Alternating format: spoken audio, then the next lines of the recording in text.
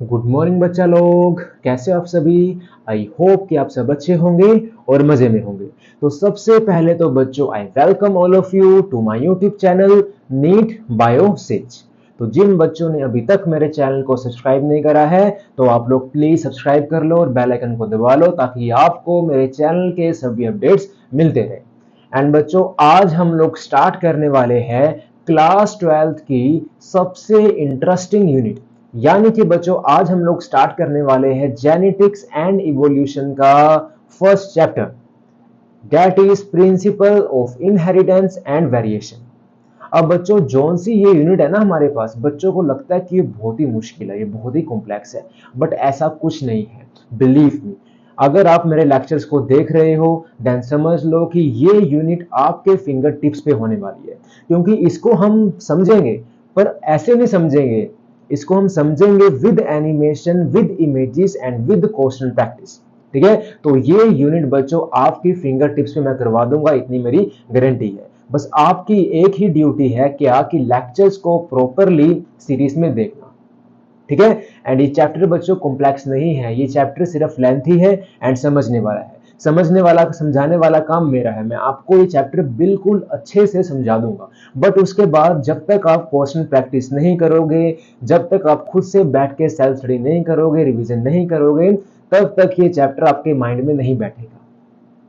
ठीक है, तो 50% एफर्ट मैं दे रहा हूं एंड 50% एफर्ट आपको देना पड़ेगा, तभी जो ये चैप्टर है आप इस चैप्टर में मास्टरी कर पाओगे। ठीक है, और ये चैप्टर बच्चों बहुत ही ज्यादा इंटरेस्टिंग है, बिलीव मी बहुत ही ज्यादा। जितना इंटरेस्टिंग ये चैप्टर है ना, पूरी क्लास 12th में इतना इंटरेस्टिंग कोई चैप्टर, कोई यूनिट नहीं है। ठीक है, तो इसको हमने क्या बच्चों एकदम एक्साइट होकर पढ़ना है, ये सोच के कि हम नई नई चीज सीखेंगे। अभी तक देखो हम बचपन से सीखते आए कि what is DNA, what is RNA, heredity क्या होती है, इनहेरिटेंस क्या होती है, वेरिएशन क्या होती है। बट बच्चों अब हमने इसको, उन सभी टॉपिक्स को डिटेल में समझना है कि व्हाट इज डीएनए, जो इनहेरिटेंस है वो कैसे हो रही है, वेरिएशंस क्या होती है, डीएनए क्या होता है, आरएनए क्या होता है, वो सब कुछ हम लोग पढ़ेंगे अच्छे से। ठीक है, और एक बात और कि इस यूनिट की बच्चों नीट में बहुत ही ज्यादा वेटेज है, मतलब मैक्सिमम क्वेश्चन जो है वो इस यूनिट में से ही आते हैं। तो इस यूनिट को आपको बिल्कुल अच्छे से करना है। जैसे जैसे बच्चों हम टॉपिक खत्म करते जाएंगे वैसे वैसे आपने क्या क्वेश्चन प्रैक्टिस करना है बैठ के। ठीक है, टॉपिक वाइज, तभी जो इसके कॉन्सेप्ट है वो आपके माइंड में क्लियर हो पाएंगे। अगर आपको कोई भी डाउट आता है, कोई भी क्यूरी आती है, तो आप मेरे से टेलीग्राम ग्रुप पे आके ले सकते हो। डिस्क्रिप्शन में मैंने टेलीग्राम ग्रुप का लिंक दे रखा है, तो आप लोग वहां पे जाके टेलीग्राम ग्रुप में ज्वाइन हो सकते हो एंड जितने भी आपके डाउट्स है, जितनी भी आपकी क्यूरीज है, वन बाय वन आप मेरे से वहां पर आके ले सकते हो। ठीक है बच्चों, देखो मैं इतना एफर्ट कर रहा हूँ, किस लिए कर रहा हूँ, जस्ट बिकॉज ऑफ यू, कि आपके जो कॉन्सेप्ट्स है वो निखर जाए। आई नो कि यूट्यूब पे बहुत से लेक्चर्स अवेलेबल हैं, पर बच्चों इतना मुझे अपने ऊपर बिलीव है, अपने एफर्ट्स के ऊपर बिलीव है कि जितना एफर्ट्स मैं पुट कर रहा हूँ इतना शायद ही कोई करता होगा।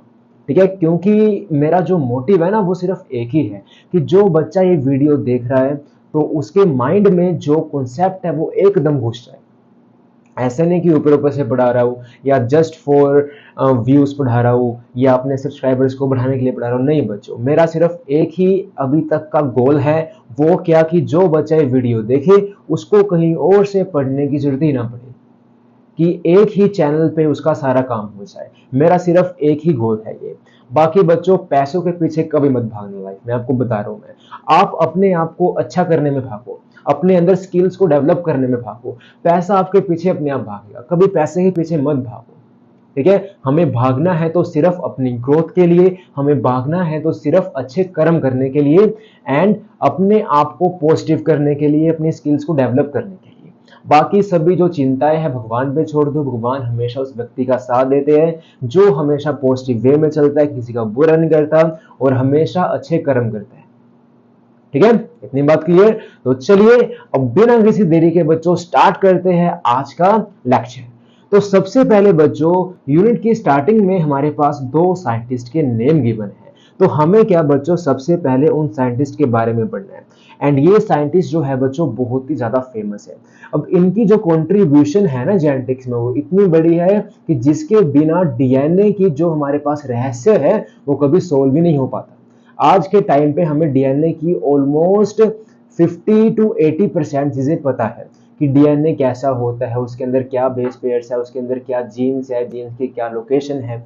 बाकी जो रिसर्च वर्क है वो चलता ही रहता है, ठीक है। पर जो बेसिक बातें हैं, जो फ्रेमवर्क है, जो स्ट्रक्चरल यूनिट है हमारे पास डीएनए की, वो हमें सब पता है। तो वो पता कैसे चली? Because of that.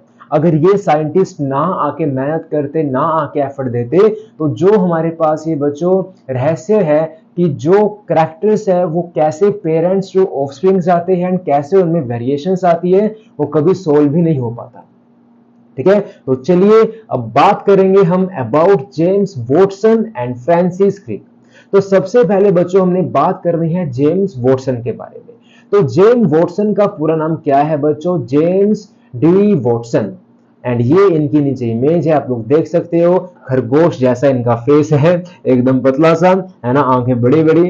इनको देख के किसी की मेरे को याद आ गई, ठीक है। तो बच्चों सबसे पहली चीज, अब जो जेम्स डी वॉटसन है ये कब पैदा हुए? ये बच्चों पैदा हुए 6 अप्रैल 1928 में, वो भी कहां? इन शिकागो, जो कि यूएसए में है, ठीक है। सो याद रखना कि कब पैदा हुए।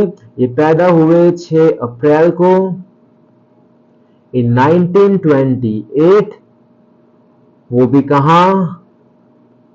इन शिकागो, जो कि कहां है बच्चों? In USA.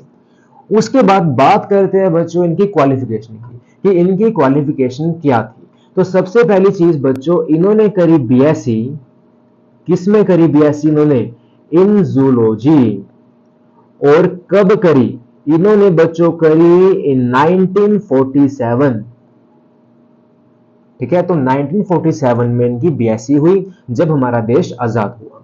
उसके बाद बच्चों इन्होंने अपनी पीएचडी कंप्लीट करी, वो भी किसमें? इन जूलॉजी ही। कब? इन 1950, ठीक है। सो याद रखना कि इन्होंने अपनी पीएचडी कंप्लीट करी इन जूलॉजी, कब? इन 1950, इन 1950। और कौन सी यूनिवर्सिटी से करी? Indiana university. कौन सी यूनिवर्सिटी से करी बच्चों? इंडियाना यूनिवर्सिटी, ठीक है।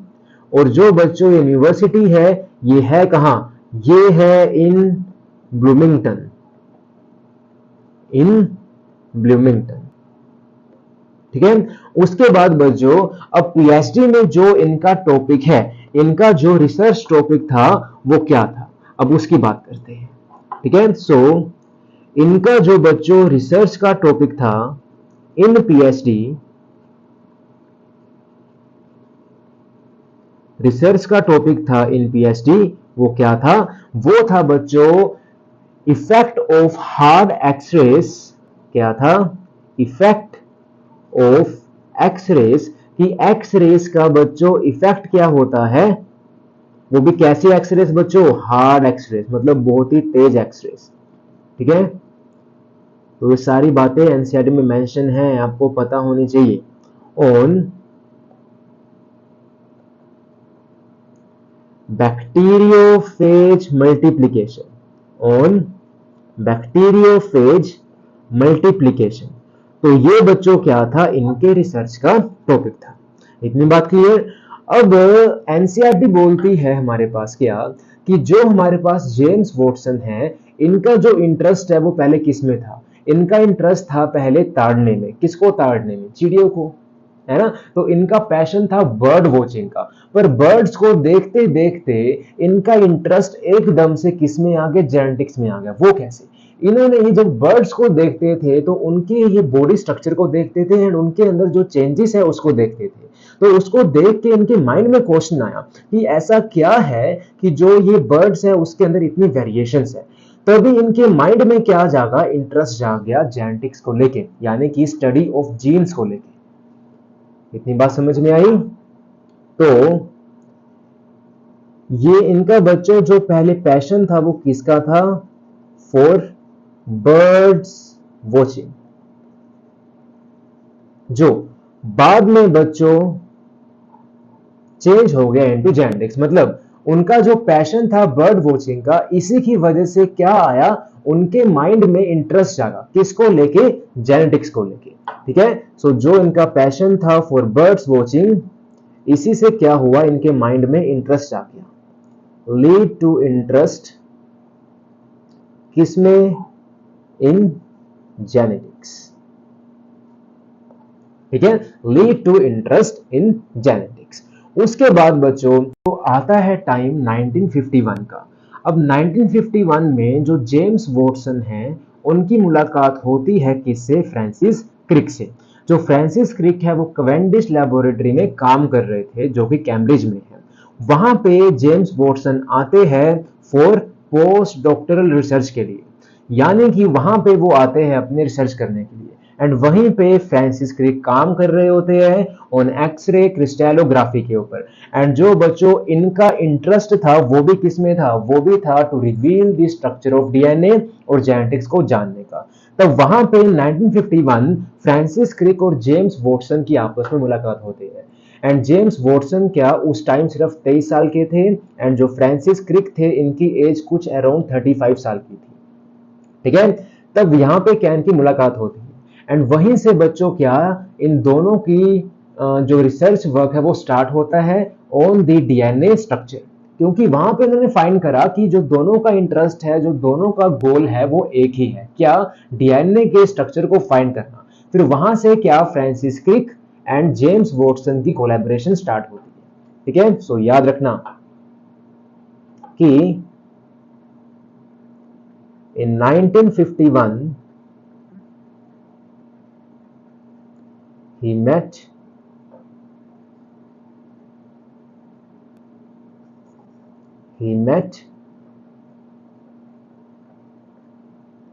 Francis Crick. ठीक है, और ये दोनों क्या बच्चों, जो दोनों का इंटरेस्ट है, जो दोनों का हमारे पास गोल था वो सेम था। क्या सेम था, किसको फाइंड करना था, इनका जो गोल था वो फाइंड करना था डीएनए के स्ट्रक्चर को। ठीक है, सो बोथ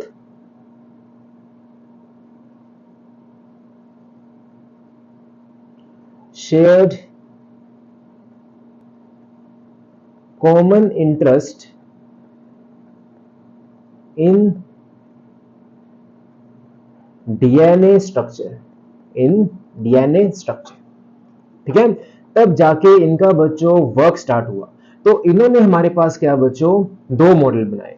तो जो इनका फर्स्ट मॉडल था, यानी कि जो इनका पहला डीएनए का मॉडल था बच्चों, वो क्या हो गया, फेल हो गया, यानी कि वो सक्सेसफुल नहीं रहा। सो वो क्या हो गया बच्चों, अनसक्सेसफुल। ठीक है, उसके बाद बच्चों जो सेकंड मॉडल है,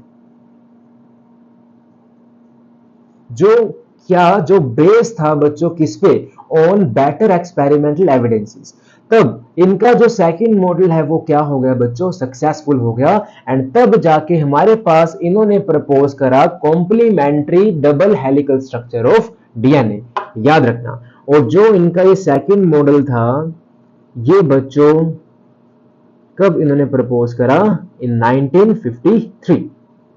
ठीक है, और जो ये मॉडल था वो क्या था बच्चों, बेस्ड था on better experimental evidences, on better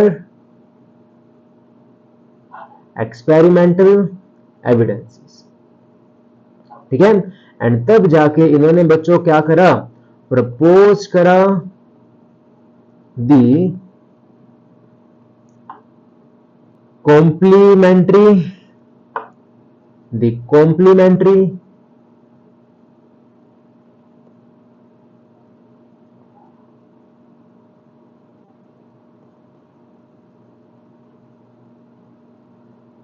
double helical structure of DNA.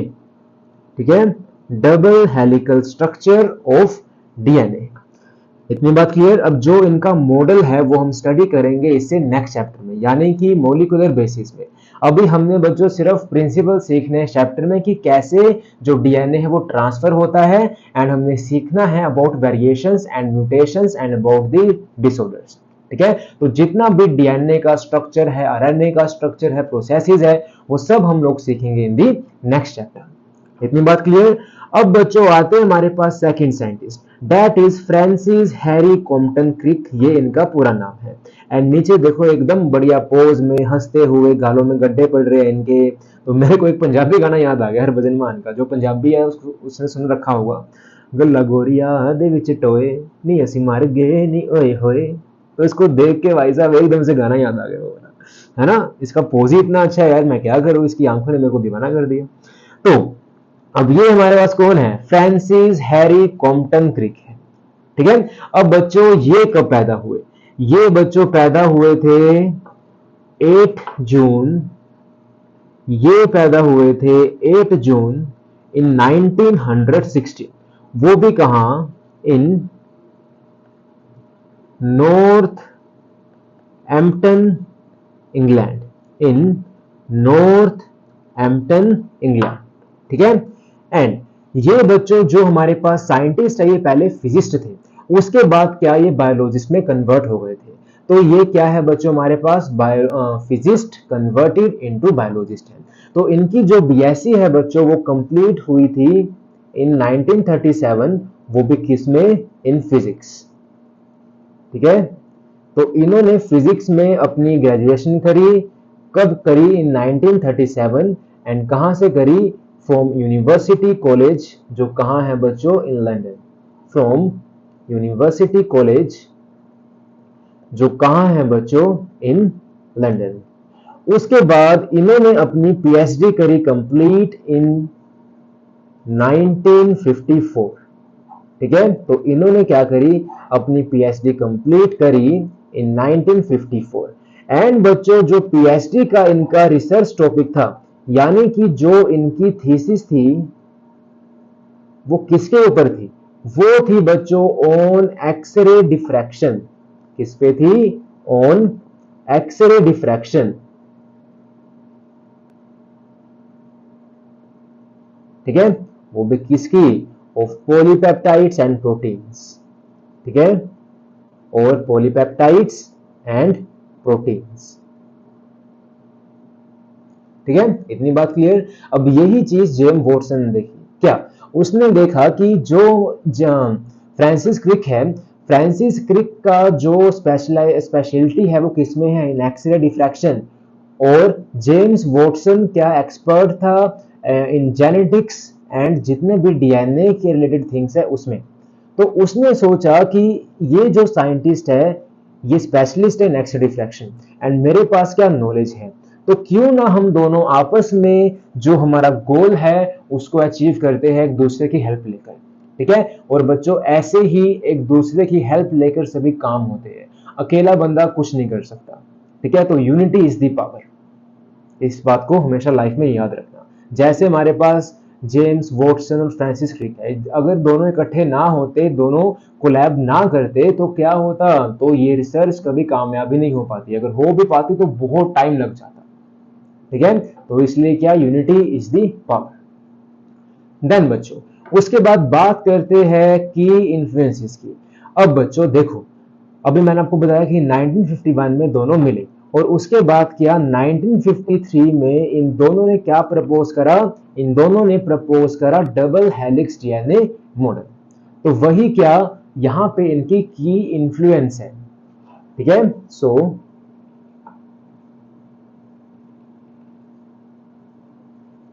Collaboration करी इन्होंने विद जेम्स वॉटसन,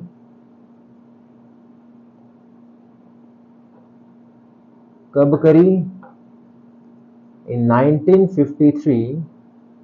एंड तभी जाके बच्चों क्या प्रपोज करा इन्होंने,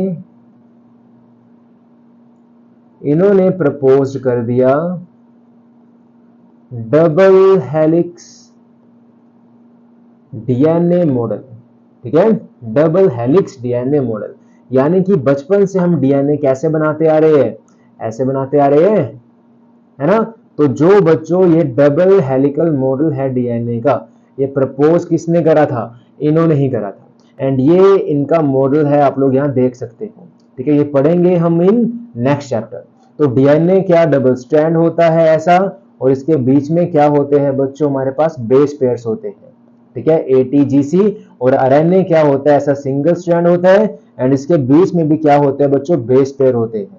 बट इसमें जो बेस पेयर है वो कौन से होते हैं, ए यू जी सी। इसमें बच्चों टी की जगह क्या होता है, इसमें टी की जगह होता है इसमें यू, यानी कि यूएसए।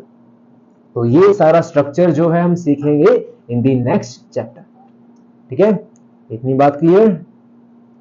देन बच्चों उसके बाद बात करते हैं कि जो हमारे पास फ्रांसिस क्रिक है, इनको क्या अवार्ड मिला, इनको क्या प्राइज मिला। तो इनका बच्चों एक होनर जो आपको याद रखना है, that is fellow of royal society. इनको 1959 में क्या बना लिया गया, फेलो मेंबर बना लिया गया, किसका, ऑफ द रॉयल सोसाइटी। तो याद रखना इनको 1959 में बच्चों क्या मिल गई थी, FRS मिल गई थी। FRS का मतलब क्या हो गया, फेलो, मतलब ये बहुत बड़ी बात होती है, fellow of the royal society, मतलब ये रॉयल सोसाइटी के एक मेंबर बन गए थे। कब बन गए थे, इन 1959, ठीक है, इन 1959। तो ये एक इनका जो आपको ऑनर है वो याद रखना है। उसके बाद बच्चों बात करते हैं कि वॉटसन एंड क्रिक, इन दोनों को क्या क्या अवार्ड मिले एंड क्या क्या इनको ऑनर मिले। तो इनके 4 आपको अवार्ड्स याद रखने हैं। सबसे पहला अवार्ड बच्चों है दैट इज ऑफ 1959, मतलब पहला अवार्ड मिला इनको 1959 में, देन मिला इन 1960, फिर मिला बच्चों इन 1962, एंड 1962 में क्या इनको 2 अवार्ड्स मिले। तो 1959 में जो अवार्ड इनको मिला बच्चों वो कौन सा था, वो था जॉन कॉलिंस वॉरेन प्राइज, ठीक है। एंड 1960 में क्या मिला बच्चों, that is Lasker award, that is Lasker award. And 1962 में बच्चों कौन सा अवार्ड मिला इनको, इनको मिला नोबेल प्राइज। इनको क्या मिला, नोबेल प्राइज, ठीक है। और जो नोबेल प्राइज है बच्चों वो किसके साथ मिला था, वो मिला था with Maurice Wilkins, with Maurice Wilkins. ये भी हमारे पास साइंटिस्ट है जिनकी बहुत मेजर कंट्रीब्यूशन है। इनकी जितनी भी हमारे पास रिसर्च है वो हम पढ़ेंगे बच्चों इन नेक्स्ट चैप्टर। अभी बस आपको इन दोनों साइंटिस्ट का डाटा याद रखना है, किन किन का, जेम्स वॉटसन एंड फ्रांसिस क्रिक।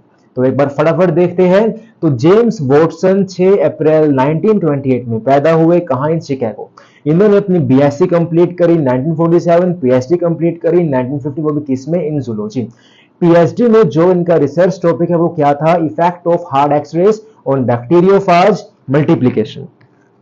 उसके बाद बच्चों इनका इंटरेस्ट पहले किसमें था, बर्ड वॉचिंग में, बाद में वो चेंज हो गया इनटू जेनेटिक्स, मतलब वहीं से इनके अंदर क्या जेनेटिक्स को लेके इंटरेस्ट जागा, बर्ड वॉचिंग को देख के। उसके बाद बच्चों मेजर कोलैबोरेशन 1951 में ये फ्रांसिस क्रिक से मिले, जहां पे फिर 1953 में जाके इन दोनों ने आपस में कोलैब किया और हमारे पास क्या प्रपोज करा, double helical structure of DNA. And जो इनका बच्चों पहला मॉडल था वो क्या हो गया था, फेल हो गया था। उसके बाद हमारे पास फ्रांसिस क्रिक आए, इनका पूरा नाम क्या है, फ्रांसिस हैरी कॉम्पटन क्रिक। ये कब पैदा हुए, 8 जून 1960 में, वो भी कहां, इन नॉर्थ एम्पटन इंग्लैंड। इन्होंने अपनी जो बीएससी है वो कंप्लीट करी 1937, पीएचडी कंप्लीट करी 1954। एंड ये बच्चों हमारे पास कौन थे, फिजिक्स थे।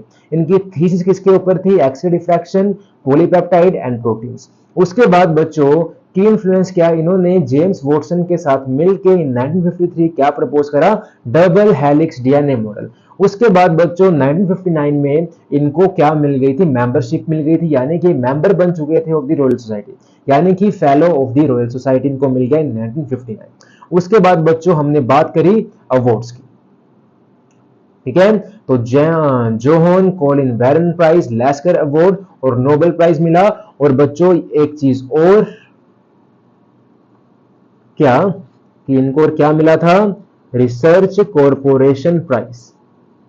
क्या मिला था? Research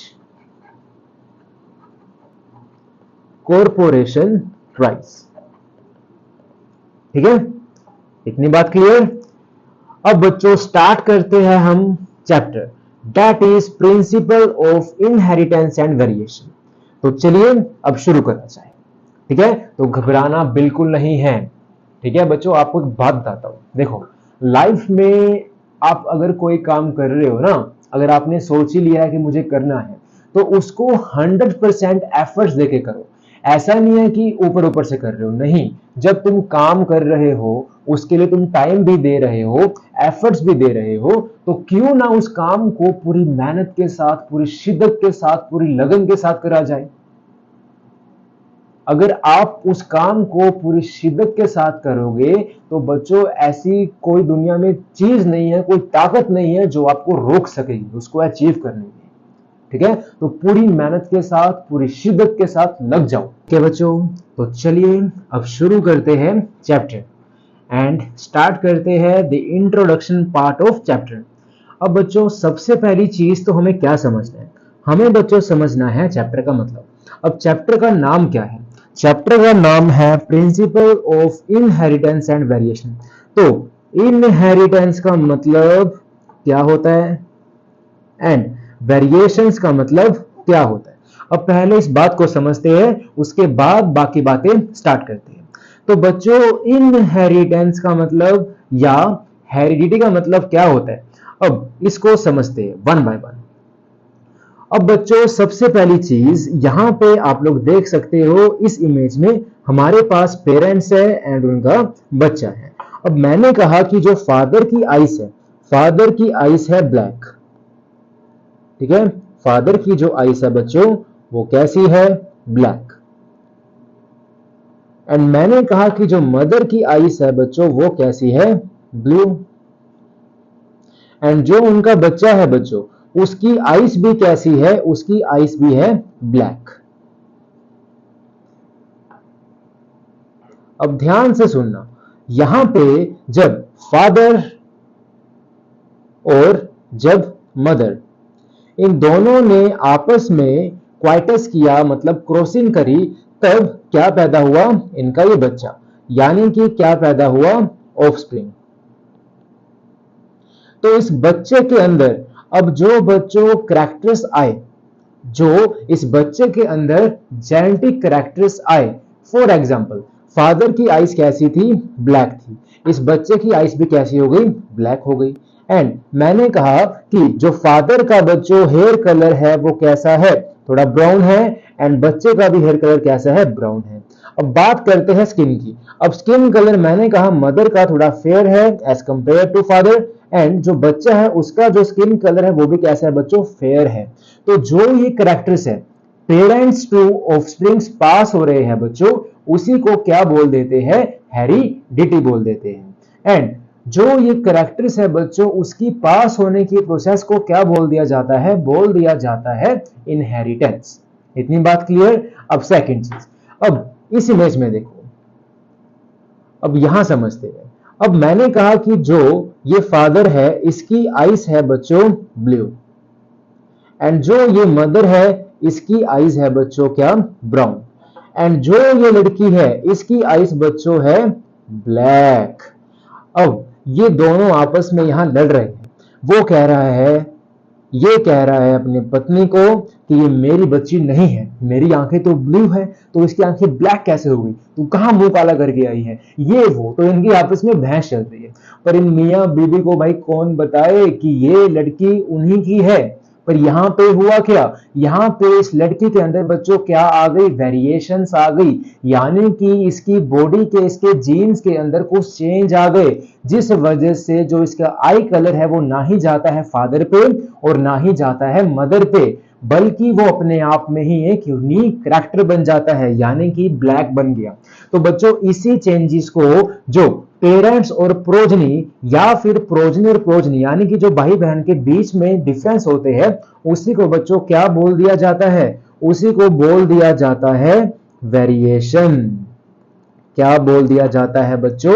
variation. तो इस चैप्टर में बच्चों हमने वही सीखना है। क्या सीखना है? कि जो कैरेक्टर्स पास हो रहे हैं from the parents to offsprings, ये कैरेक्टर्स कैसे पास हो रहे हैं, इसके पीछे का प्रिंसिपल क्या है। और जो बच्चों वेरिएशंस आ रही है बिटवीन दी भाई बहन या बिटवीन दी प्रोजनी और पेरेंट, लाइक यहां पे हुआ, तो इसके पीछे का प्रिंसिपल क्या है, इसके पीछे का मैकेनिज्म क्या है। तो वही सभी बातें बच्चों क्या हमने इस चैप्टर में सीखनी है। इसीलिए बच्चों इसका नाम क्या है चैप्टर का? Principle of inheritance and variation. ठीक है, तो चलिए अब फटाफट जो हमने बातें अभी सीखी उसको एक बार लिख लेते हैं। ठीक है, सो अब बच्चों सबसे पहली चीज की हेरिडिटी क्या होती है, इसको लिखो फटाफट कि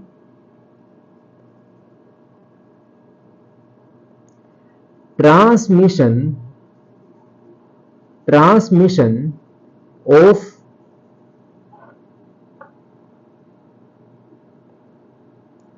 genetic characters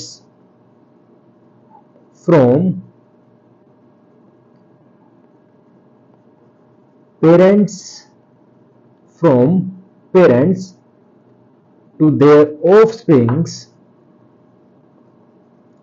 कैसे होते हैं वो? By the process of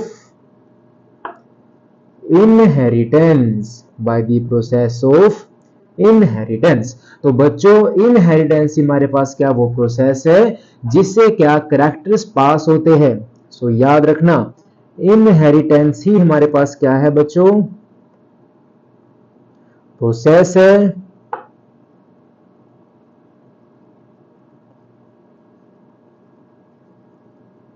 by which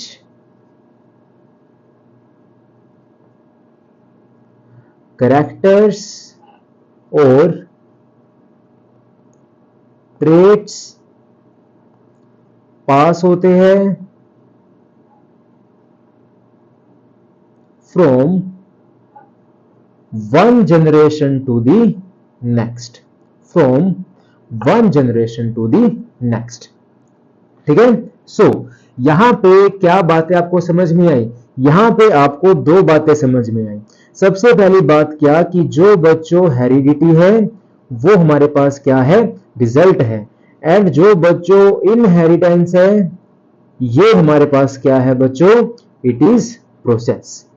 ठीक है, सो हेरिडिटी क्या है हमारे पास? रिजल्ट है। एंड क्या है बच्चों? फेनोमेनन।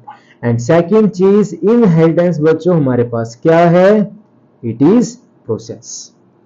इतनी बात क्लियर। अब सेकेंड बात करते हैं बच्चों वेरिएशंस की, कि वेरिएशंस क्या होती है। सो variation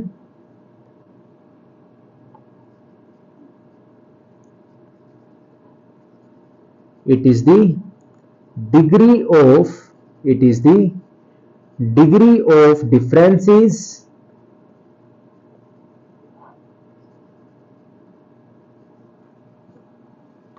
in the progeny or offspring and between progeny and the parents। ठीक है, और between the progeny and the parents, यही बच्चों हमारे पास क्या होती है? वेरिएशंस होती है। और अगर मैं बात करूं बच्चों कि वेरिएशन का सोर्स क्या होता है, अगर मैं आपको बताऊं कि वेरिएशंस का सोर्स क्या होगा, सो जो बच्चों वेरिएशन का सोर्स है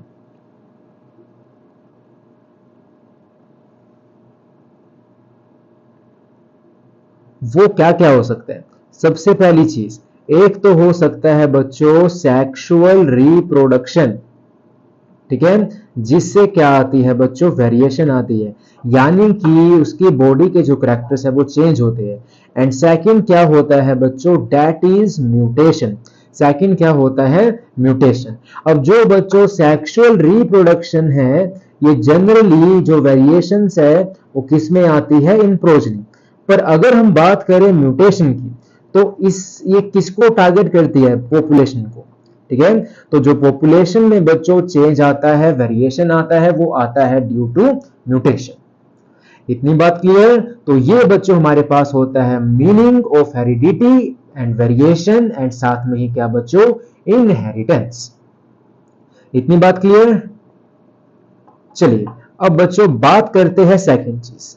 अब आपको मतलब समझ आ गया किसका, हेरिडिटी का एंड वेरिएशन का। इसी के साथ हमें कुछ बातें अब क्लियर हो जाती है, क्या, जैसे कि हाथी का जो हाथी है वो हमेशा हाथी के बच्चे को पैदा करेगा, मतलब हाथी नहीं करेगा, हाथी नहीं करेगी। आई नो, इस बात को अब उस वे में मत ले जाना कि सर आपने तो जेंडर ही चेंज कर दिया, हाथी को ही आपने मादा बना दिया। ना ना ना, वो हो जाता है फ्लो फ्लो। ठीक है, सो याद रखना कि एलिफेंट जो है वो हमेशा बेबी एलिफेंट को ही बर्थ देगा, ना कि सूअर के बच्चे को बनाएगा। और ऐसे ही जो आम का बीज है वो हमेशा आम के पौधे को ही बनाएगा, आम के ट्री को ही बनाएगा, ना कि नीम के पौधे को या फिर केले के ट्री को बनाएगा। ठीक है, सो ऐसा क्यों होता है, ऐसा होता है बच्चों बिकॉज ऑफ हेरिडिटी, क्योंकि वही कैरेक्टर्स पास होते हैं इन दी प्रोजनी जो उनके पेरेंट्स के होते हैं। इसीलिए हमेशा जो एलिफेंट है वो हमेशा बेबी एलिफेंट को ही बर्थ देता है, किसी और एनिमल को नहीं। और जो आम का बीज है वो हमेशा आम का ट्री ही बनाएगा, ना कि नीम का। ठीक है, अब ये बच्चों जो बातें हैं वेरिएशंस वाली, जो बातें हमारे पास ये इनहेरिटेंस वाली, ये कहीं ना कहीं जो हमारे पूर्वज थे, हमारे एंसेस्टर्स थे, उनको इन बातों का पता था। इसीलिए क्या बच्चों, उन्होंने जो हाइब्रिडाइजेशन है, यानी कि जो ब्रीडिंग करना है, वो बहुत पहले से स्टार्ट कर दिया था। यानी कि 8000 से 10,000 बीसी के टाइम की बात है ये, जब हमारे पास कुछ ब्रीड ऐसी बनी थी जो कैसे बनाई गई थी, बाय सेल्फ क्रॉसिंग और बाय आर्टिफिशियल सिलेक्शन। जैसे कि हमारी एनसीईआरटी में मेंशन है साहिवाल काउस ऑफ पंजाब। ठीक है, जो मेरे पास क्या वाइल्ड काउ की एक ब्रीडिंग है, जिसको करवा के हमारे पास क्या बनाया गया था, साहिवाल काउ बनाया गया था। और साहिवाल काउ क्या बच्चों, डोमेस्टिकेटेड एनिमल है, और इसकी जो मिल्क प्रोडक्शन है वो ज्यादा होती है as compare to normal cows. ठीक है, तो इस बात को भी याद रखना, क्या कि जो हमारे पूर्वज थे, दैट इज अर्ली एग्रीकल्चरिस्ट्स, यानी कि 8000 से 10,000 बीसी की बात है ये, उनको पता था, न्यू दैट जो वेरिएशन के कॉजेस है, that causes of variation are hidden in the sexual reproduction. ठीक है, वो कहां हिडन है, इन द सेक्सुअल रिप्रोडक्शन। और इसी नॉलेज की वजह से उन्होंने सक्सेसफुली बच्चों क्या बनाया, हमारे पास डोमेस्टिकेटेड वैरायटीज बनाई, वाइल्ड प्लांट और वाइल्ड एनिमल्स की। ठीक है, and use this knowledge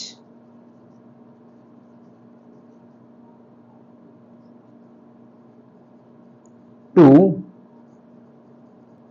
successfully breed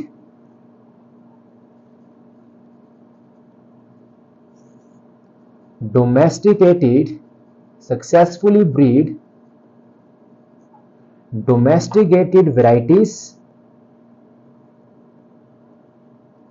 from wild animals and plants। ठीक है, और जो बच्चों उन्होंने हमारे पास ये ब्रीड्स बनाई, वो कैसे बनाई, उन्होंने यहाँ पे 2 प्रिंसिपल्स का यूज करा था। और ये प्रिंसिपल्स आपको याद करना बहुत जरूरी है, क्योंकि क्वेश्चंस आ जाते हैं। तो सबसे पहला मेथड जो इन्होंने यूज करा था, दैट इज सेलेक्टिव क्रॉसिंग। ठीक है, so that is selective crossing. And बच्चों second is artificial selection. That is artificial selection. अब इस सब का मतलब क्या है, अब उसको समझते हैं बच्चों। तो देखो, सबसे पहली बात, अब बात करते हैं बच्चों 8000 से 10,000 बीसी के बीच की। अब उस टाइम के जो बच्चों एग्रीकल्चरिस्ट है, जो फार्मर्स थे, वो क्या कर रहे थे, खेती बाड़ी करना सीख रहे थे, फूड को इम्प्रूव करना सीख रहे थे, फार्मिंग करना सीख रहे थे, और एनिमल्स का बिहेवियर मतलब उसको देख रहे थे कि कैसे होते हैं। तब उन्होंने देखा कि कई गायें ऐसी है जो ज्यादा दूध देती है, कई गायें ऐसी है जो कमजोर है, कई गायें ऐसी है जो क्या गर्मी को सहन कर सकती है, कई गायें ऐसी है जो गर्मी को सहन नहीं कर सकते, कहीं क्या डिसीज रेजिस्टेंट है, कहीं क्या डिसीज सेंसिटिव है।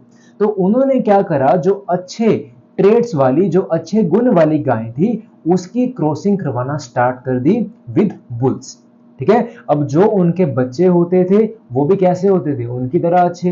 एंड जो बच्चे मतलब अच्छे नहीं होते थे, जिनके पास अच्छे कैरेक्टर्स नहीं होते थे, तो वो उनकी क्रॉसिंग नहीं करवाते थे। ठीक है, तो ऐसे उन्होंने क्या करा, जो अच्छी गाय थी उसकी क्रॉसिंग करवाई, उनको सिलेक्ट करके देख के कि इसकी जो मिल्क यील्डिंग है वो ज्यादा है, डिसीज रेजिस्टेंट है, हीट रेजिस्टेंट है, तो उन्होंने क्या करा, खुद से उस ट्रेट को सिलेक्ट करके उन काउस की ब्रीडिंग करवाई विद दी बुल्स। और इसी मेथड को बच्चों क्या बोल देते हैं, selective crossing and artificial selection. यानी कि अपनी मर्जी से जो अच्छे एनिमल्स है, जो अच्छे प्लांट्स है, उनको सिलेक्ट करना एंड आर्टिफिशियली क्या करवा देना, उनकी ब्रीडिंग करवा देना विद द मेल पार्टनर। उसी को क्या बोलते हैं बच्चों, selective crossing and artificial selection. और ऐसे ही बच्चों करते करते हमारे पास पाकिस्तान के पंजाब रीजन में साहिवाल गांव में एक ब्रीड बन गई काऊ की, जिस ब्रीड का नाम बच्चों क्या था, साहिवाल काऊ। एंड जो साहिवाल काऊ है बच्चों, इसके पास 3 गुड कैरेक्टर्स थे, मतलब है, थे नहीं है, अभी भी ये यूज होती है। तो देख लो कितनी पुरानी ब्रीड है ये। ठीक है, तो ये बच्चों क्या, सबसे पहली बात, जो इसकी मिल्क प्रोड्यूसिंग कैपेसिटी है, मिल्क यील्डिंग कैपेसिटी है, वो क्या है बच्चों, ज्यादा है। सेकंड क्या, ये डिसीज रेजिस्टेंट है एंड हीट रेजिस्टेंट है, ये ज्यादा गर्मी झेल सकती है। तो ये क्या बच्चों, हमारे पास इसके गुड कैरेक्टर्स है। और ये कैसे बनी, bye artificial selection and selective crossing. तो इस बात को याद रखना। ऐसे ही चिकन है हमारे पास, जो चिकन है वो भी क्या है हमारे पास, डोमेस्टिकेटेड फॉर्म है। अब ये डोमेस्टिकेटेड का मतलब क्या होता है बच्चों, मतलब जो हम अपने फार्म्स में रखते हैं, जिनको हम अपने फार्म्स में रखते हैं for the businesses, for the foods and अपने फायदे के लिए। ठीक है, तो उनको बोल देते हैं डोमेस्टिकेटेड एनिमल, जिसकी हम क्या करते हैं, कल्टीवेशन करते हैं एक तरह से देखा जाए तो। ठीक है, तो ऐसे ही बच्चों हमारे पास ये 2 एग्जांपल्स हैं, किसके, 2 एग्जांपल है हमारे पास अर्ली ब्रीडिंग के। डेट इज, पहला आ जाता है बच्चों, डेट इज चिकन। और ये है क्या बच्चों, it is domesticated form of wild form। And बच्चों सेकंड है हमारे पास क्या, दिस इज साहिवाल काउ। और ये क्या है हमारे पास बच्चों, ये है हमारे पास domesticated form of an ancestral wild cow, of an ancestral wild cow। ठीक है, और याद रखना कि जो साहिवाल काऊ है बच्चों, ये है कहां की, पंजाब की। तो साहिवाल काऊ ऑफ पंजाब। और ये जो बच्चों साहिवाल रीजन है, ये पाकिस्तान में आता है। तो पहले मतलब सब एक हिस्सा था, तो इसलिए क्या, इसको बोल देते हैं साहिवाल काऊ ऑफ पंजाब। ऐसा नहीं कि पंजाब सिर्फ हमारे इंडिया में ही है, एक मिनी पंजाब क्या पाकिस्तान में भी है। ठीक है, तो साहिवाल क्या, वहीं का रीजन है। सो याद रखना। ठीक है, इतनी बात क्लियर। चलो, अब बच्चों इसके बाद हमने क्या क्या सीख लिया, एक बार फटाफट देखते हैं। तो हमने सीखा बच्चों कि what is heredity and what is variation. हमने देखा कि कैसे एक एलिफेंट का जो बेबी है वो एलिफेंट होता है, जो मैंगो सीड है वो मैंगो बनता है, जो नीम का सीड है वो नीम का ट्री बनता है ना। तो ये सब कुछ लिंक किसके साथ है, हेरिडिटी एंड वेरिएशन। एंड बच्चों एक बात और कि जो हमारे पास वो जो ब्रांच है बायोलॉजी की जो डील करती है विद हेरिडिटी एंड वेरिएशन, उस ब्रांच ऑफ बायोलॉजी को बच्चों क्या बोल दिया जाता है, उसको बोल दिया जाता है जेनेटिक्स। ठीक है, सो इस बात को याद रखना कि हमारे पास वो जेनेटिक्स ही ब्रांच है जो डील करती है विद हेरिडिटी एंड वेरिएशन। मतलब जो हमें समझने में मदद करती है कि कैसे कैरेक्टर्स पास हो रहे हैं एंड वेरिएशंस क्यों आ रही है, एंड क्यों एक हाथी हमेशा हाथी के बच्चे को ही पैदा करता है, क्यों नहीं वो शेर और सूअर के बच्चे को पैदा करता, क्यों एक आम का जो बीज है वो हमेशा आम बनेगा। तो इन सभी क्वेश्चंस के साथ कौन डील करता है, जेनेटिक्स डील करती है।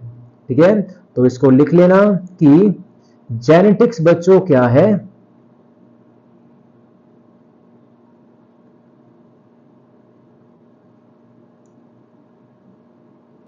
it is a branch of biology which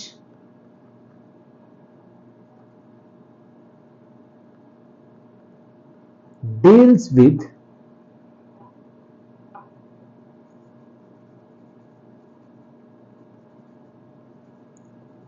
heredity and variation. ठीक है, जो किसके साथ डील करता है, विद हेरिडिटी एंड वेरिएशन। फिर हमने सीखा बच्चों हेरिडिटी और वेरिएशन का मतलब क्या होता है। उसके बाद हमने देखा कि कैसे हमारे पास जो आर्टिफिशियल सिलेक्शन है वो यूज करी जा रही है सिंस दी अर्ली टाइम, यानी कि 8000 टू 10,000 बीसी। ठीक है, अब बच्चों यहां पे जो हमारे इंसेस्टर्स है उनको ये तो पता था कि जो हमारे पास वेरिएशन है वो क्यों होती है, ठीक है, एंड कि कैरेक्टर्स को हम आगे कैसे पास करवा सकते हैं, बट उनको इसके पीछे का जो मैकेनिज्म है, जो प्रिंसिपल है वो नहीं पता था। उनको बस इतना पता था कि बाय सेक्सुअल रिप्रोडक्शन हम जो नए कैरेक्टर्स है उसको इंट्रोड्यूस कर सकते हैं इनटू दी प्रोजेनी, पर यह नहीं पता था कि इसके पीछे का प्रिंसिपल क्या है। ठीक है, तो उसके प्रिंसिपल को हमारे पास जो सोल्व है बच्चों वो किसने करा था, आके फिर मेंडल ने करा था। अब मेंडल से पहले भी हमारे पास कई साइंटिस्ट ऐसे आए जिन्होंने क्या बताया कि जो ये वेरिएशंस है वो क्यों आती है, because of mixing of trait और कैरेक्टर्स। उन्होंने कहा कि यहाँ पे जो हमारे पास जीन्स है उसकी आपस में क्या होती है, ब्लेंडिंग होती है, यानी कि वो आपस में मिक्स होते हैं। पर देखा जाए तो जो ये बात है बच्चों वो एक तरह से गलत थी। क्यों गलत थी, क्योंकि अगर ब्लेंडिंग होती तो जीन्स क्या होते, आपस में मिक्स हो जाते। यानी कि आपने मूवी देखी सलमान खान की जिसमें वो 6 बजे के बाद अंधा हो जाता है एंड सुबह के एकदम ठीक रहते हैं, है ना। तो ऐसा कुछ देखने को मिलता है एक इंसान में अगर ब्लेंडिंग ऑफ जीन्स होने लग गई होती। Blending of genes, blending of characters बच्चों कभी नहीं होती, हमेशा प्रोटीन्स है जो अपने आप को एक्सप्रेस करते हैं एंड उसी प्रोटीन्स की वजह से क्या बच्चों वेरिएशंस आती है प्रोटीन में। ठीक है, तो ये बोलना कि blending of chromosomes, blending of genes या फिर ट्रेड्स बहुत गलत है। हमेशा जो कैरेक्टर्स है उसको एक्सप्रेस प्रोटीन करेगा। ठीक है, और जो वेरिएशंस है वो भी उस प्रोटीन की मिक्सिंग होने की वजह से आएगी, ना कि जीन्स की मिक्सिंग होने की वजह से आएगी। ठीक है, इतनी बात क्लियर। तो अब इसी के साथ बच्चों हम लोग समझेंगे कि जो हेरिडिटी है उसका बेसिस क्या है। ठीक है, सो चलिए अब समझते हैं बेसिक ऑफ हेरिडिटी। पर इसके बेसिक को समझने से पहले हमें यह समझना जरूरी है बच्चों कि डीएनए, जीन्स और क्रोमोसोम्स इनके बीच में क्या डिफरेंस है, बिकॉज तभी आपको जो हेरिडिटी का बेसिक है वो समझ में आएगा। तो चलो one by one DNA, genes और क्रोमोसोम्स को समझते हैं। तो बच्चों सबसे पहली चीज आप लोग इस इमेज में देख सकते हो, या इमेज को छोड़ो मैं आपको डायग्राम के थ्रू समझाता हूं। तो सबसे पहले बच्चों हमारे पास आता है क्या, सबसे पहले आता है हमारे पास यहां पे ऐसे डीएनए, राइट, क्या आता है, डीएनए। फिर जो ये डीएनए है बच्चों वो हो जाता है ऐसे पैक, उसके बाद क्या बच्चों, ये और ज्यादा पैक हो जाएगा ऐसे, एंड उसके बाद क्या बच्चों, ये और ज्यादा टाइटली कॉम्पैक्ट हो जाएगा और हमारे पास बन जाता है कुछ ऐसा एक्स शेप का स्ट्रक्चर। ठीक है, जब ये और कॉम्पैक्ट हो जाएगा, और इस एक्स शेप के स्ट्रक्चर को बच्चों क्या बोल देते हैं हम, क्रोमोसोम बोल देते हैं। और सबसे पहले बच्चों ये क्या है हमारे पास, ये डीएनए है। ये हम सब कुछ पढ़ के आ चुके हैं, अगर आपको याद हो हमने पढ़ा था ये बायोमोलिक्यूल्स में, एंड हमने पढ़ा था ये कहाँ, सेल वाले चैप्टर में। ठीक है, cell the unit of life में। और फिर से दोबारा समझ लो जिन बच्चों को वहां समझ नहीं आया था। तो सबसे पहली चीज बच्चों क्या, हमारे पास यहां पे है डीएनए।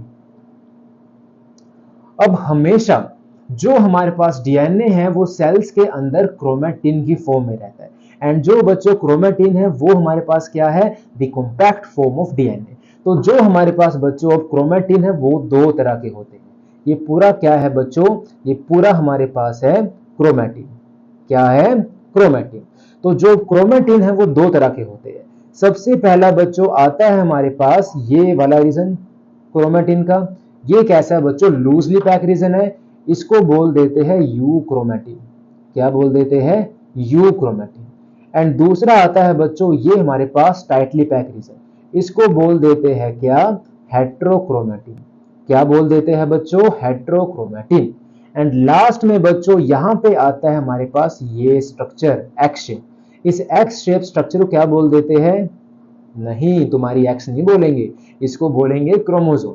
ठीक है, तो एक्स शेप स्ट्रक्चर क्या है बच्चों, इट इज क्रोमोसोम। ठीक है, अब ध्यान से सुनो। अब बच्चों क्रोमोसोम हमारे पास वो स्ट्रक्चर है जिसके ऊपर क्या होता है, जिसके ऊपर बच्चों होते हैं जीन्स।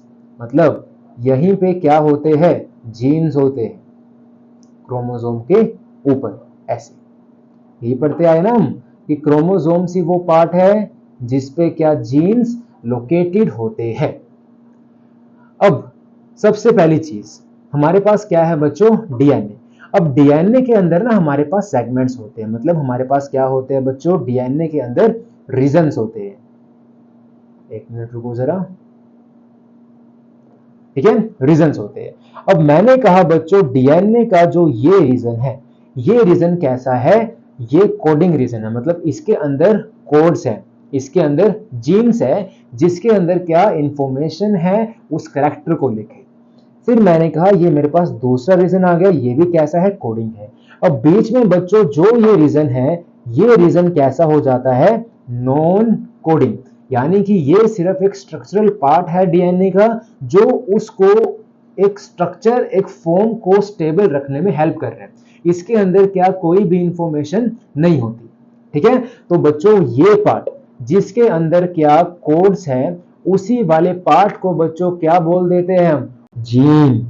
तो ये बच्चों मेरे पास जो रेड कलर मैंने हाईलाइट करा है, यही पार्ट क्या है बच्चों, जीन। ठीक है, तो जीन मेरे पास क्या है, जीन मेरे पास सेगमेंट्स होते हैं डीएनए के ऊपर, जिसके अंदर क्या होती है बच्चों, इंफॉर्मेशन होती है। और इंफॉर्मेशन वो किसकी होती है, इंफॉर्मेशन होती है बच्चों वो प्रोटीन्स को बनाने की। हम लोग आगे पढ़ेंगे सेंट्रल डोग्मा, यानी कि डीएनए से बनता है हमारे पास आरएनए, फिर आरएनए से बनता है हमारे पास प्रोटीन। तो डीएनए से आरएनए बनने की जो इंफॉर्मेशन है वो इन्हीं जीन्स के अंदर होती है। ठीक है, यानी कि ये जीन हमारे पास क्या बनाएगा यहाँ पे, आरएनए, यानी कि 5 प्राइम टू 3 प्राइम। अब ये देख के बच्चों डरना मत, ये सब कुछ हम पढ़ेंगे अगले चैप्टर में अच्छे से, पर यहाँ पे मैं आपको पहले बता रहा हूं क्योंकि जो हमारे पास यहाँ पे हेरिडिटी है, बिना इसके आपको समझ नहीं आएगी, क्योंकि आगे जाके हमने वेरिएशन पढ़ना है, हमने म्यूटेशन पढ़ना है। तो आपको जीन्स, डीएनए, क्रोमोसोम में डिफरेंस समझ में आना चाहिए। अगर आपको ये समझ में नहीं आएगा तो आप नहीं समझ पाओगे। तो इसलिए क्या मैं आपको बता रहा हूँ यहाँ पे, तो इसको समझ लो। कोई भी डाउट हो मेरे से आके टेलीग्राम ग्रुप पे ले लेना, या फिर कमेंट सेक्शन में बोल देना, मैं आपको बता दूंगा। ठीक है, तो ये जीन बच्चों हमारे पास क्या है, कोडिंग वाला पार्ट, जिसमें क्या इंफॉर्मेशन होती है, क्या बनाने की, आरएनए को बनाने की। अब इसी आरएनए से बच्चों बाद में हमारे पास क्या बनेगा, बाद में बन जाता है हमारे पास प्रोटीन। और यही प्रोटीन बच्चों क्या करता है, यही प्रोटीन है जो क्या करेगा, कैरेक्टर को एक्सप्रेस करेगा, जो क्या करेगा, कैरेक्टर्स को एक्सप्रेस करेगा। जैसे हमने पढ़ा था ऊपर कि फादर की आईज कैसी थी, ब्लैक, मदर की कैसी थी, ब्लू, और बेबी की आई कैसी हो गई, ब्लैक। तो बेबी के अंदर जो डोमिनेंट कैरेक्टर है वो किसका है बच्चों, ब्लैक आई का है। तो इसीलिए क्या वो अपने आप को एक्सप्रेस कर पा रहा है, और वो मेरे पास जो उस बच्चे की आई सा कैसी हो गई, ब्लैक हो गई। अब यहां पे आओ, अब यहाँ पे जो बच्ची है उसकी आंखें कैसी है, ब्लैक, मदर और फादर कैसी है, ब्लू एंड ब्राउन। तो यहाँ भी बच्चों जो ये इंफॉर्मेशन है कि लड़की की आंखें ब्लैक होगी, वो कहां से मिली, वो उन्हीं जीन से मिली, और उन्हीं जीन्स ने प्रोटीन बनाया, जिस प्रोटीन की वजह से इस लड़की की जो आंखें हैं बच्चों वो कैसी हो जाती है, ब्लैक हो जाती है। इतनी बात क्लियर, ठीक है। सो याद रखना कि डीएनए का कोडिंग सेगमेंट वाला पार्ट जिसके अंदर इंफॉर्मेशन है उसी को बच्चों क्या बोल देते हैं, हम जीन बोल देते हैं। इतनी बात क्लियर, तो इसको लिख लेते हैं कि जीन क्या है। So gene is a fundamental unit of heredity and it is a segment of DNA, it is a segment of DNA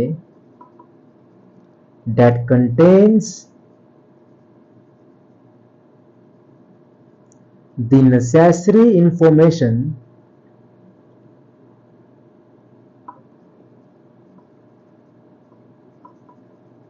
to produce functional product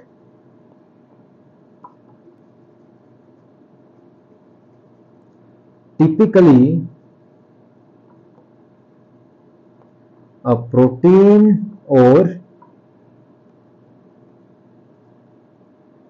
RNA molecules। ठीक है, तो वही बच्चों हमारे पास क्या होता है, जीन्स होते हैं। इतनी बात क्लियर, ठीक है। सो क्या मैं बच्चों अब डीएनए और जीन को सेम बोल सकता हूं, बिल्कुल। जीन और डीएनए क्या बच्चों केमिकली सेम होते हैं, क्योंकि देखा जाए तो जीन डीएनए का ही एक सेगमेंट है, डीएनए का ही क्या एक हिस्सा है। तो जो बच्चों हमारे पास जीन है और जो डीएनए है दे आर केमिकली सेम। ठीक है, सो एक केमिकली बच्चों क्या है, सेम है।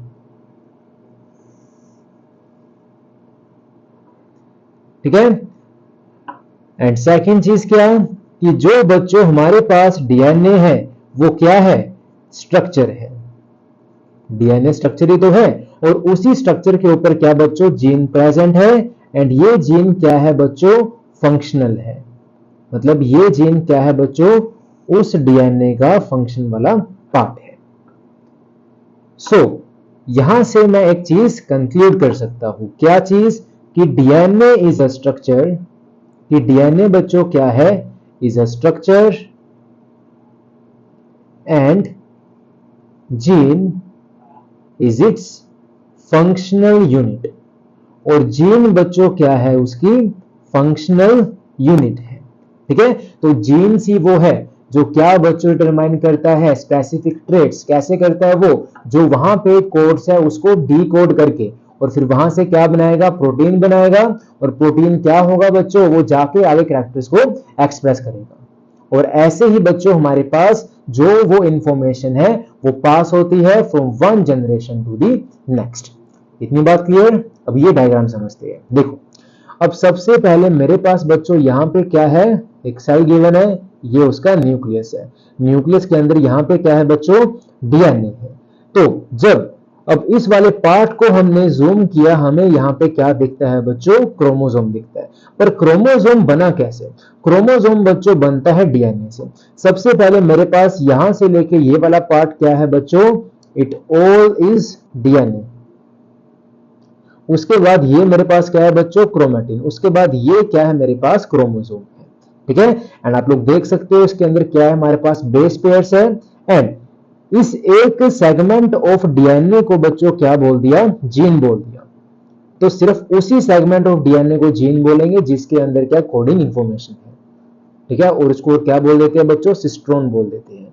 अब जब हमने क्रोमोसोम को जूम करा तो क्रोमोसोम के ऊपर मेरे को जैसे यहाँ पे ये आपको ब्लू कलर्स की लाइंस दिख रही है, ये ब्लू कलर की लाइंस क्या है बच्चों, यही तो जीन्स है। मतलब यही बच्चों वो एरिया है जहां पे क्या है, जहां पे इंफॉर्मेशन स्टोर है। ठीक है, तो जब मैंने इसको जूम किया तो मुझे यहाँ पे डीएनए दिखा। एंड ये मेरे पास डीएनए का जो बच्चों हाफ हिस्सा है, दिस इज जीन 1, एंड जो दूसरा हिस्सा है दिस इज जीन 2। एंड जब मैंने इसको भी जूम किया तो इसके अंदर मुझे कोड्स दिखे, जैसे कि एक स्ट्रैंड पे है GTCAGATCCATTGAC, एंड इसके कॉम्प्लीमेंट्री क्या दूसरी स्टैंड पे हो जाएंगे। तो G के कॉम्प्लीमेंट्री क्या आता है, C, और A के कॉम्प्लीमेंट्री क्या आता है, T। तो ऐसे बच्चों मेरे पास कोड बन जाते हैं, जैसे ATGCCA, ये मेरे पास क्या बन गया, एक कोड बन गया। ठीक है, और यही कोड बच्चों क्या बन जाता है आगे जाके, एक जीन बन जाता है। ठीक है, जो क्या इंफॉर्मेशन जिसके अंदर स्टोर होती है। इतनी बात क्लियर? तो आई होप कि आपको डीएनए, जीन और क्रोमोसोम के बीच में डिफरेंस समझ में आ गया होगा। ठीक है, तो क्रोमोसोम मेरे पास क्या कंडेंस फॉर्म है, वेरी कंडेंस फॉर्म है ऑफ डीएनए। क्रोमेटिन क्या मेरे पास लाइटली कंडेंस फॉर्म है ऑफ डीएनए, जो दो तरह का होता है, यूक्रोमेटिन, हेटेरोक्रोमेटिन। एंड न्यूक्लियस के अंदर जो डीएनए है वो हमेशा प्रेजेंट होगा in the form of chromatin. And chromosome की फॉर्म वो कब लेगा, क्रोमोसोम की फॉर्म वो लेता है ड्यूरिंग सेल डिवीजन। एंड एक बात और याद रखना कि जितनी भी बच्चों मतलब हमारे पास जो मैक्सिमम कोडिंग इंफॉर्मेशन है वो किस में होती है, यूक्रोमेटिन में, क्योंकि ये पार्ट कैसा है, थोड़ा लूजली कंडेंस है, तो इसमें जो कोड्स है एंजाइम्स को रीड करने में आसानी रहती है। ठीक है, इतनी बात क्लियर? चलिए अब बच्चों स्टार्ट करते हैं बेसिक ऑफ हेरिडिटी। तो अब जो बच्चों हेरिडिटी का बेसिक है वो क्या, दो फीचर्स के ऊपर है। पहला क्या, किस पेन से लिखा है ये हमने, ब्लू से, तो इसको लिख देते हैं ऑरेंज से। तो पहला जो बच्चों बेसिक है, जो इसका बेसिस है वो क्या है, दैट इज फिजिकल बेसिस। वो क्या है बच्चों, फिजिकल बेसिस है।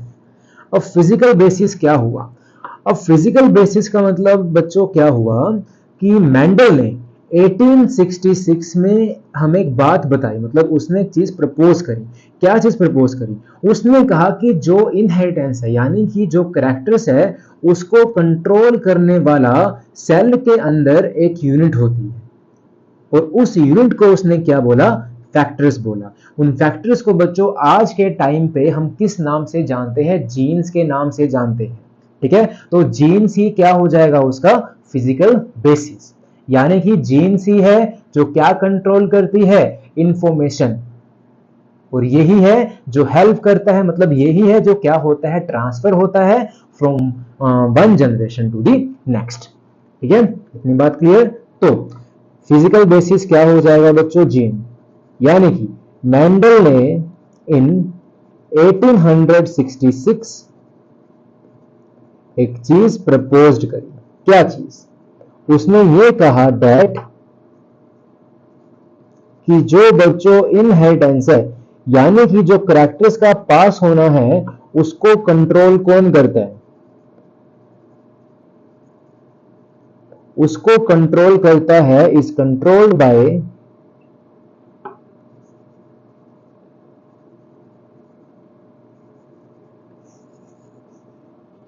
एक मिनट रुको, रेड पेन से लिखता हूं, इज कंट्रोल्ड बाय पेयर्ड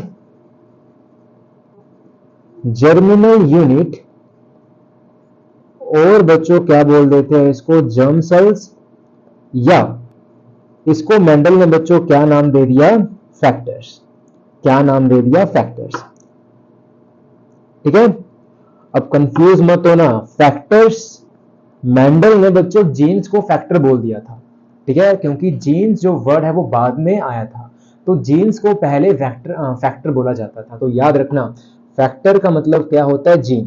पर अगर पेपर में क्वेश्चन आए कि मेंडल ने जीन्स को क्या बोला था, तो फैक्टर्स लिख के आओगे। ठीक है, जीन्स तो हम इसको अब जानते हैं, पर पहले इसको फैक्टर के नाम से ही जानते थे, now called jeans.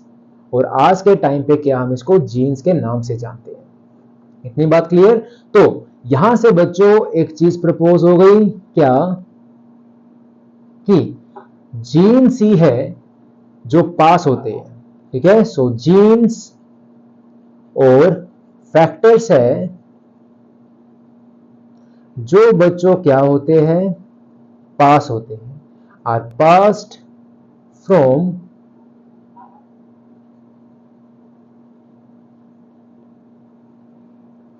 one generation to the next, or from one cell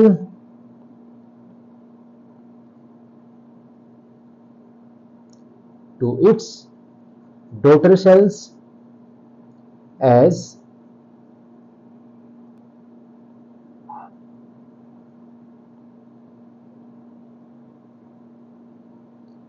components of chromosomes. ठीक है, और इसी को बच्चों बोल देते हैं क्या? Chromosomal basis of heredity. इतनी बात क्लियर? एंड जो बच्चों अब सेकंड बेसिस है, दैट इज केमिकल बेसिस। वो क्या है बच्चों? वो है केमिकल बेसिस। ठीक है, सो केमिकल बेसिस क्या हुआ? केमिकल बेसिस बच्चों मतलब अभी मैंने बताया कि जीन और डीएनए क्या केमिकली सेम होते हैं, पर जो बच्चों जीन है वो हमारे पास क्या है? It is a functional unit of DNA. और डीएनए क्या है बच्चों? It is a structural unit. अब जो बच्चों हमारे पास जेनेटिक मटेरियल है क्रोमोसोम्स के अंदर प्रेजेंट, वो क्या है? वो होता है बच्चों डीएनए। अभी मैंने आपको बताया ऊपर डायग्राम में कि क्रोमोसोम्स के अंदर जो जेनेटिक मटेरियल बच्चों प्रेजेंट है वो क्या है? डीएनए ही तो है। और डीएनए के अंदर भी क्या है बच्चों? वो हमारे पास कोडिंग वाले सेगमेंट है, यानी कि जीन्स है। और बच्चों उन्हीं सेगमेंट्स को हम लोग क्या बोल देते हैं? उन्हीं सेगमेंट्स को हम लोग बोल देते हैं सिस्ट्रोन्स। ठीक है, ये वर्ड याद आ गया तो इसको भी लिख लो। ठीक है, तो जो ये सेगमेंट है जिनको बच्चों हम लोग जीन बोल रहे हैं, इन सेगमेंट्स को क्या बोल दिया जाता है? इन सेगमेंट्स को बच्चों बोल दिया जाता है सिस्ट्रोन।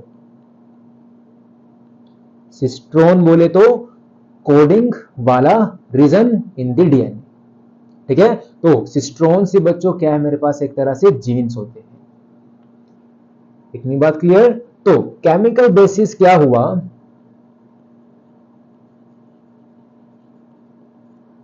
द जेनेटिक मटेरियल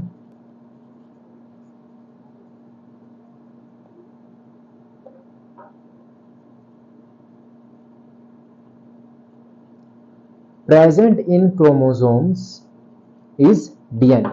और जीन्स बच्चों क्या है? Genes are segments of DNA, जिसको बच्चों हम लोग क्या बोल देते हैं? Called cistrons. ठीक है, इसीलिए हमने क्या बोला कि DNA is the chemical basis of heredity and gene is the physical basis of heredity. ठीक है, सो डीएनए इज द